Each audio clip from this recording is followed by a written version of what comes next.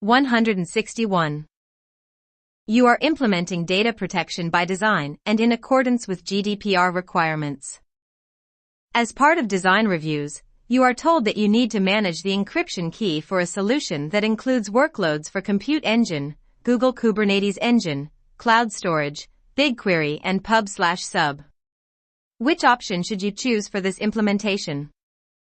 A. Cloud External Key Manager. B. Customer-managed encryption keys. C. Customer-supplied encryption keys. D. Google Default Encryption.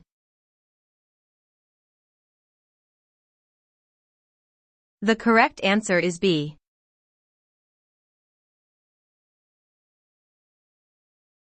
(162). Which identity-aware proxy role should you grant to an identity and access management (IAM) user to access HTTPS resources? A. Security reviewer. B. IAP secured tunnel user. C. IAP secured web app user. D. A service broker operator. The correct answer is C. IAP secured web app user.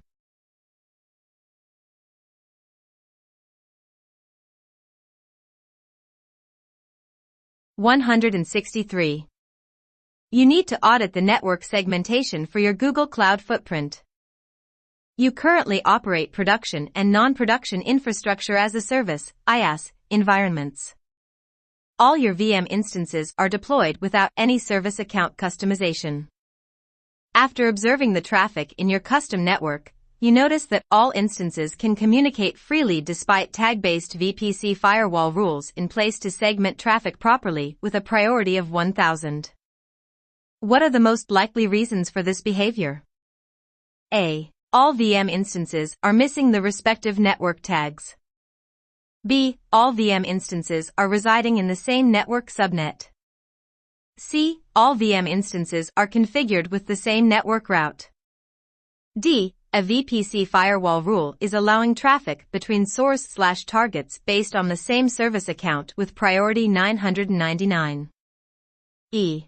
A VPC firewall rule is allowing traffic between source/targets based on the same service account with priority 1001.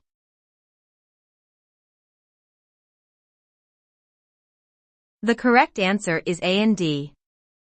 A. All VM instances are missing the respective network tags. D. A VPC firewall rule is allowing traffic between source/targets based on the same service account with priority 999.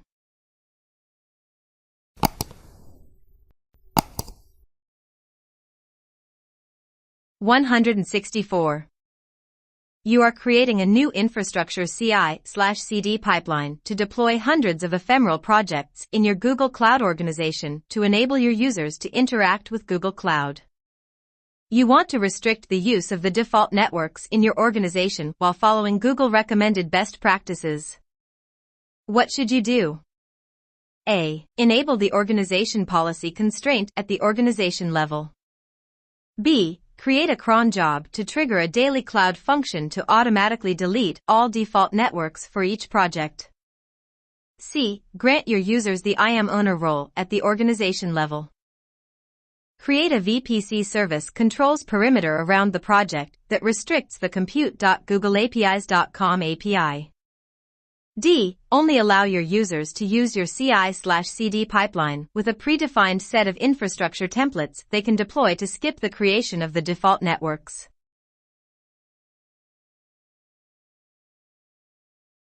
The correct answer is A.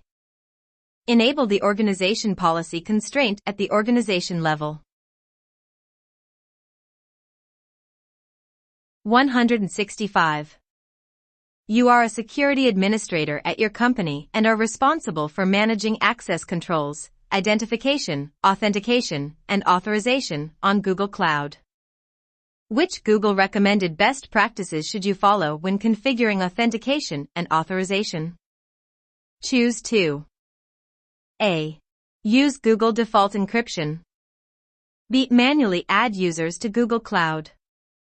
C. Provision users with basic roles using Google's Identity and Access Management (IAM) service. D. Use SSO/SAML integration with Cloud Identity for user authentication and user lifecycle management. E. Provide granular access with predefined roles.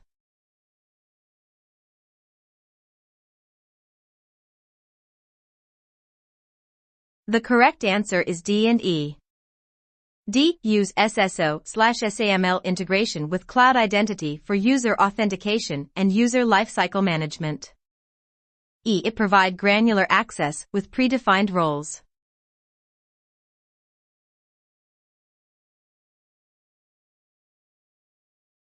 (166). You have been tasked with inspecting IP packet data for invalid or malicious content. What should you do? A. Use packet mirroring to mirror traffic to and from particular VM instances. Perform inspection using security software that analyzes the mirrored traffic. B. Enable VPC flow logs for all subnets in the VPC.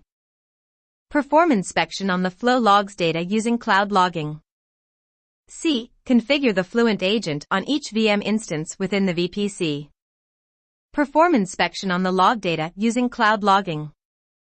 D. Configure Google Cloud Armor access logs to perform inspection on the log data.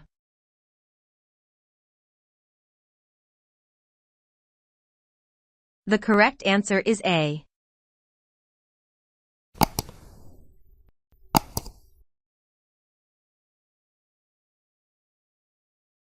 (167).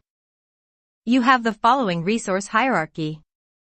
There is an organization policy at each node in the hierarchy as shown. Which load balancer types are denied in VPC A? A. All load balancer types are denied in accordance with the global nodes policy.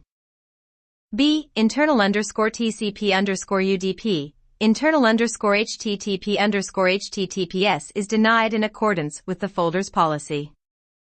C. External_TCP_proxy, external_SSL_proxy are denied in accordance with the project's policy. D. External_TCP_proxy, external_SSL_proxy, internal_TCP_UDP, and internal_HTTP_HTTPS are denied in accordance with the folder and project's policies.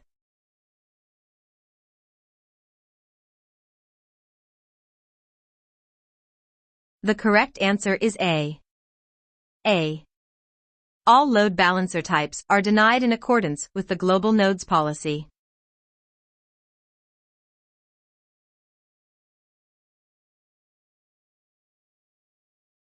168. Your security team wants to implement a defense in-depth approach to protect sensitive data stored in a cloud storage bucket. Your team has the following requirements. The cloud storage bucket in Project A can only be readable from Project B. The cloud storage bucket in Project A cannot be accessed from outside the network. Data in the cloud storage bucket cannot be copied to an external cloud storage bucket. What should the security team do? A. Enable domain-restricted sharing in an organization policy, and enable uniform bucket-level access on the cloud storage bucket. B. Enable VPC service controls, create a perimeter around projects A and B, and include the cloud storage API in the service perimeter configuration. C. Enable private access in both Project A and B's networks with strict firewall rules that allow communication between the networks. D. Enable VPC peering between Project A and B's networks with strict firewall rules that allow communication between the networks.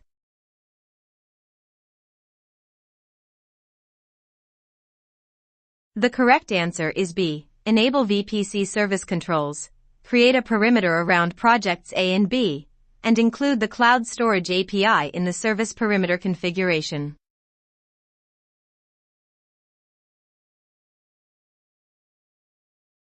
(169). You need to create a VPC that enables your security team to control network resources such as firewall rules.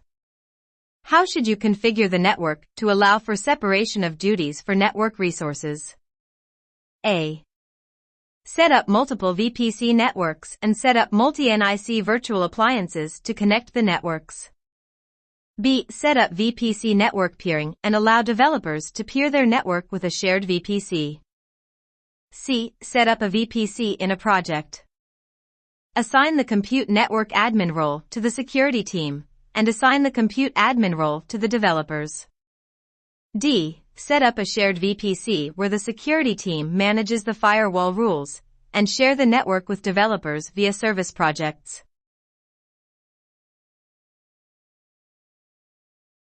The correct answer is D. Set up a shared VPC where the security team manages the firewall rules, and share the network with developers via service projects.